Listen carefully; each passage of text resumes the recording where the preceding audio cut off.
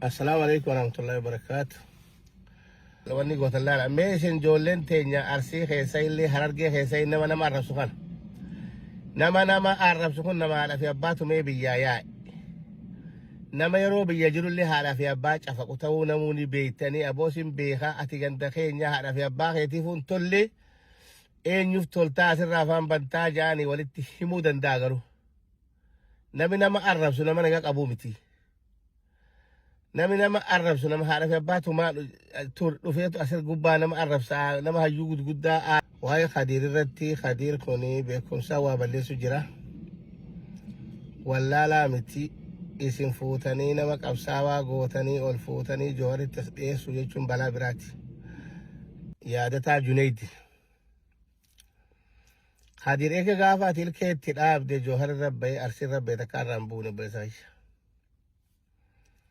takkarraan buune eefa gaafa ati ilkeetti dhaabde akka guyyaa ati ilkeetti dhaabde joohar gubbaayyaa joohar jechuun hiriyaasaati miti joohar nama guddaa hayyuu oromoodha qabsoo aabaawwan amata 60 gaaratti itti fixxete kara ooftu wallaalte fuudhee galmaan ga'e obboleessa keenyaan nurraa dhoorgii khadiir yaadataa Junayd akka guyyaa ati ilkeetti keesse arsii gubbaayyaa joohar gubbaayyaa wanni kun ilkeetti dhaabee nurraa dhaabii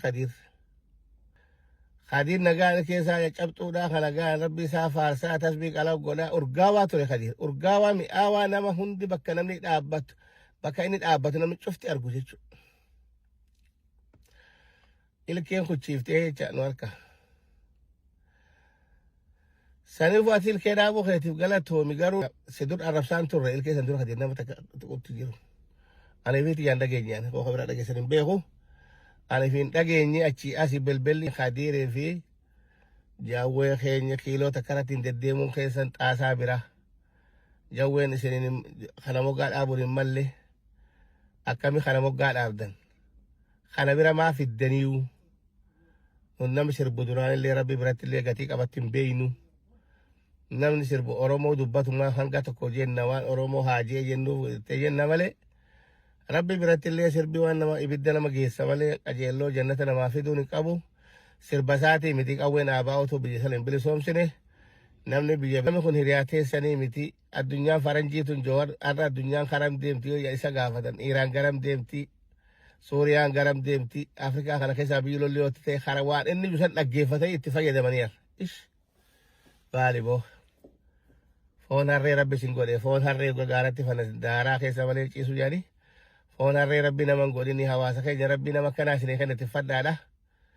jabeeffadhaadha maqaa isaallee nama dha'urrallee itti bobbaa ammoo arsiirraa gabbu'a arsiin obboleeyyan keenya nuuf isaan obboleeyyan tokko namni gosaan nama naannessan warri as gubbaa gosaan deddeemtu namni jidniin gosaan maraachiti